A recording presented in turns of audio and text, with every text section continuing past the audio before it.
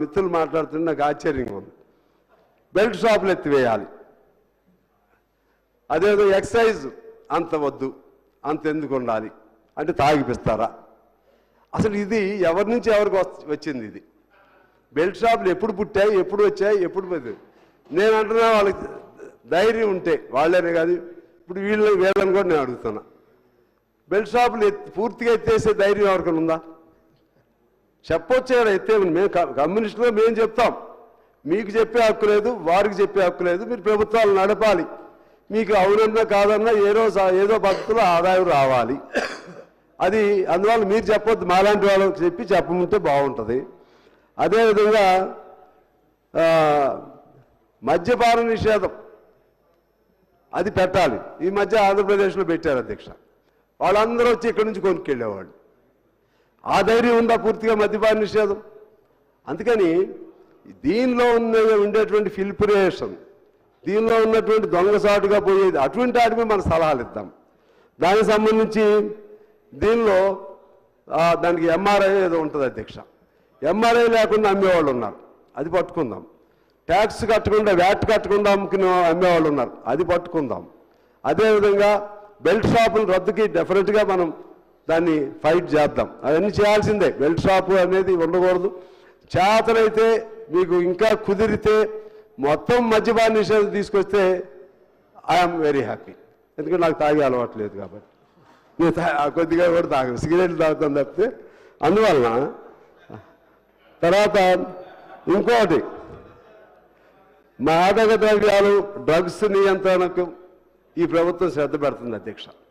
ఇంకా అది బాగా చేయాలి. ఈ మధ్య అయితే డ్రగ్స్ మీద బాగా పడ్డారు.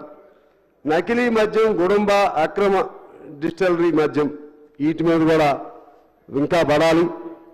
అదేవిధంగా ఎక్సైజ్ పన్నులు, వ్యాట్, ఇటువంటివన్నీ కూడా పక్కా వసూలు చేయాలి.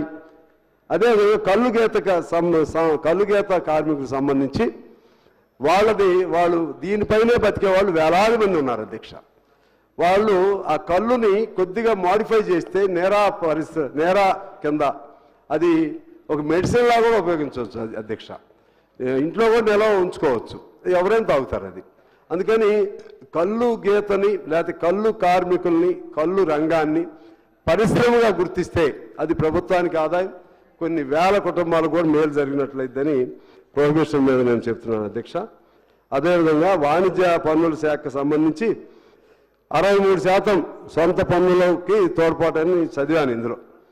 దీనిలో నుంచి అసలు పన్ను ఎగవేతలు ఎన్ని అవుతున్నాయి, స్టాంప్ అండ్ డ్యూటీ ఎగవేతలు ఎన్ని అవుతున్నాయి, రిజిస్ట్రేషన్ ఎగవేతలు ఎన్ని అవుతున్నాయి, అదేవిధంగా వ్యాట్ ఎగవేతలు ఎన్ని అవుతున్నాయి, దానిపైన ఏమన్నా వాళ్ళకి అవగాహన ఉంటే ప్రభుత్వానికి అధ్యక్ష మీ ద్వారా అడుగుతున్నాను.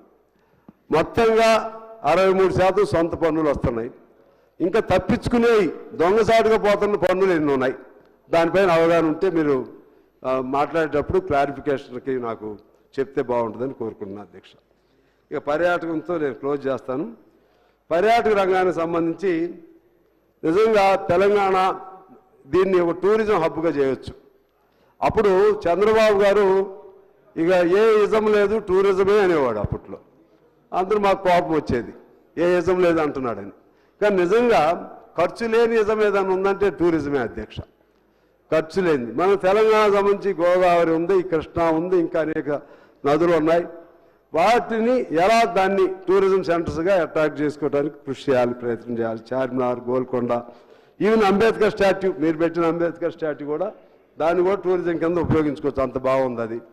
అలాగే ట్యాంక్ బండ్కు సంబంధించింది, సాలార్జంగ్, ఇంకా పురాతనమైన గడులు ఉన్నాయి, యాదగిరి గుట్ట, మన కొరివి వీరభద్రస్వామి గుడి, మా ఖమ్మం జిల్లాలో బౌద్ధులు నడయాడిన నేలకొండపల్లి, రామదాస్ జన్మస్థలం, అక్కడి నుంచి మళ్ళీ మా కొత్తగూడి మైన్స్, అటవీ క్షేత్రాలు, హాట్ స్ప్రింగ్, మన మణుగూరులో కిన్నెరసాని, గోదావరి అందాలు, పాపికొండలు పక్కకి వెళ్ళినా అది మనకి ఉపయోగం ఉంటుంది. నాగార్జున సాగర్, కృష్ణానది పరివాహక ప్రాంతాలు, నల్లమల అటవీ ప్రాంతం, అది మనకు కొంత అటు కొంత ఉంటుంది అనుకుంటా. ఆదిలాబాద్, కొత్తగూడెం జిల్లాల అటవీ ప్రాంతం, ఇవన్నీ కలిపితే అధ్యక్ష వీటన్నిటి మీద సమగ్రమైన ప్లాన్ ఉంటే ఇది it will become a best destination for the tourism అధ్యక్ష. ఆ విధంగా టూరిస్ట్ హబ్గా దీన్ని తయారు చేయొచ్చు.